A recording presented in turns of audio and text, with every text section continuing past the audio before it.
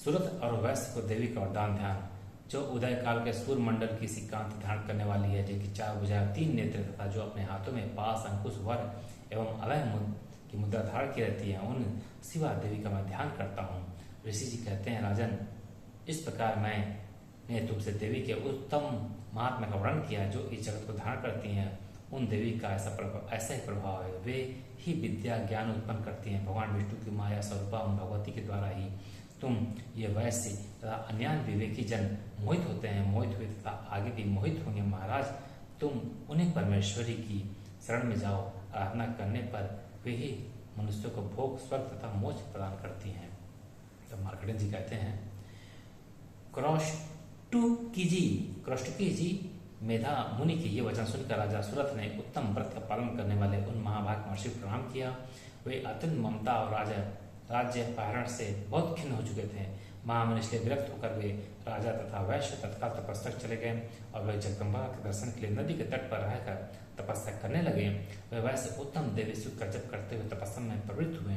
वे दोनों नदी के तट पर देवी की मिट्टी की मूर्ति बनाकर पुष्प, धूप और हवन आदि के द्वारा उनकी आराधना करने लगे। उन्होंने पहले तो आहार को धीरे धीरे कम किया, फिर बिल्कुल निराहार रहकर देवी में ही मन लगाए एकाग्रतापूर्वक उनका चिंतन आरंभ किया। वे दोनों अपने शरीर के रक्त से प्रेक्षित बलि देते हुए लगातार 3 वर्ष तक संयमपूर्वक आराधना करते रहे। इस पर प्रसन्न होकर जगत को धारण करने वाली चंडिका देवी ने प्रत्यक्ष दर्शन देकर कहा। देवी जी ने बोला, राजन तथा अपने कुल को आनंदित करने वाले वैश्य, तुम लोग जिस वस्तु की अभिलाषा रखते हो वह मुझसे मांगो, मैं संतुष्ट हूँ, अतः तुम्हें वह सब कुछ दूंगी। मार्कंडेय जी कहते हैं, तब राजा ने दूसरे जन्म में नष्ट न होने वाला राज्य मांगा तथा इस जन्म में भी शत्रु की सेना को बलपूर्वक नष्ट करके पुनः अपना राज्य प्राप्त कर लेने का वरदान मांगा।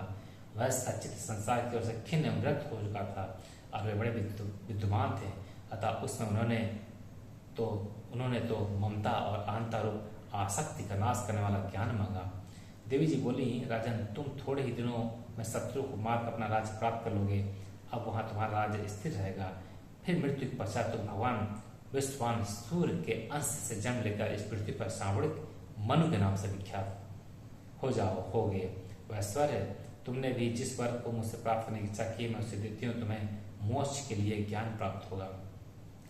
मार्कंडेय जी कहते हैं, इस प्रकार उन दोनों को मनवांछित वर देकर तथा उनके द्वारा भक्तिपूर्वक अपनी स्तुति सुनकर देवी अंबिका तत्काल अर्धधान हो गई। इस तरह देवी से वरदान पाकर क्षत्रियों में श्रेष्ठ सूरत सूर्य से जन्म ले सावड़िक नामक मणि होंगे। इस प्रकार से मार्कंडेय पुराण में सावड़िक मनवंतरी कथा के अंतर्गत देवी महात्म्य में सूरत और वैश्य का वरदान नामक यह 13